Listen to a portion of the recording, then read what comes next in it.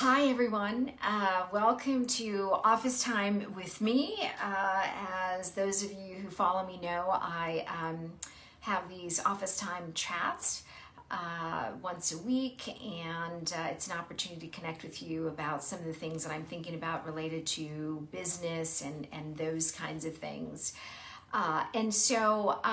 Today, I want to talk to you a little bit about a blueprint for scaling. And actually, I learned this lesson about the importance of a blueprint early in my entrepreneurial career because I had the good fortune to meet a very important and impressive couple. His name is Luis Barajas and his wife Angie, and they are authors, and they also do various things for financial management for various types of individuals.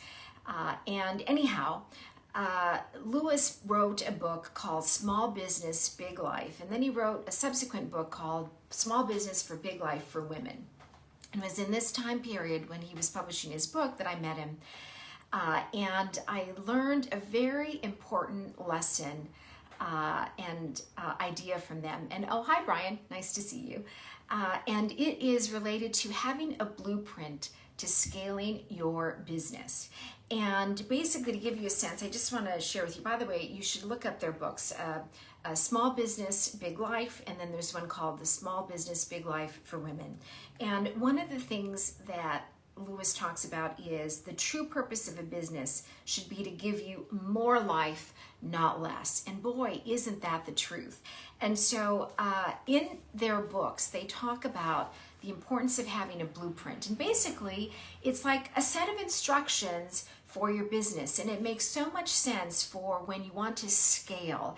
And you basically document the various functions of your business. So if you sit back and you think about what would happen if a key person in the business wasn't available for a day, 2 days, a week, or, God forbid, something happened and indefinitely, or never again.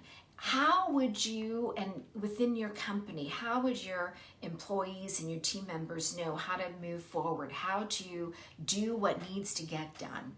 And so basically, it's setting down in a document.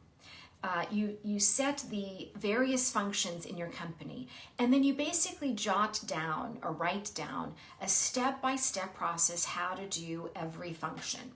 And you think about operations, you think about sales, you think about marketing, you think about, in our case, with BioSync, client success, you think about engineering, you think about all these different things. And you sit down and you document it. And one of the ways to test whether or not you've documented enough is by then having someone in a different department or group then go through the process and see if they can actually follow the process and get a task done or something important done. So important. And I'm so glad I learned this from Lewis and Angie, and I talk about this a lot. I share, I recommend their books all the time. And here's the reason, because I'm focused on helping women, entrepreneurs in particular, and certainly entrepreneurs of color, to scale their businesses. Why? Because a very small percentage actually have businesses that generate over $1 million in annual revenue. And I now have several businesses that generate way more than that. And the thing is part of scaling is having processes. And this is the beginning of that, setting the stage for the processes. So it allows you to, one, scale. It allows you to replicate. It allows you to maintain your values and your missions.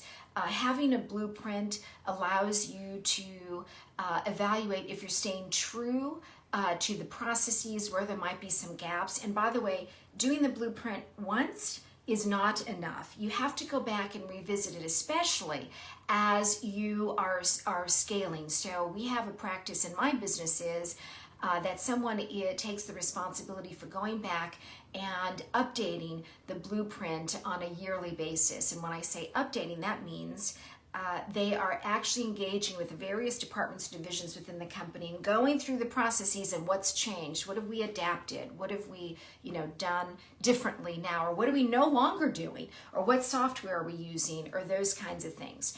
So here's the key piece. You don't ever want to be in a situation where you, as the CEO or the founder, are not available and something important in your business stops because you're not available. In addition to that, you may strategically not want to be available during certain times. You want to have some time for your own life. So by having processes and systems in place, it allows it. It's really good discipline.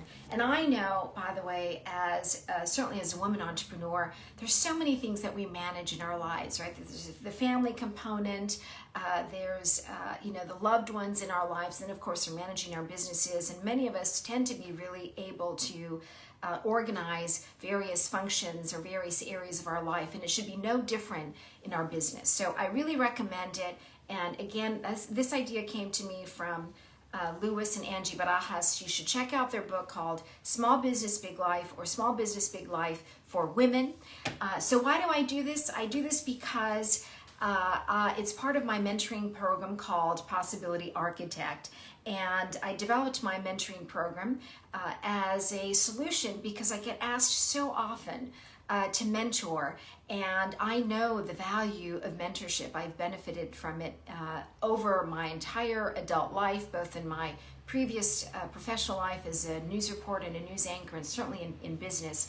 And so my Possibility Architect mentorship program is my way of being able to mentor a lot more people than I would be able to do otherwise. So check it out. Go to possibilityarchitect.com.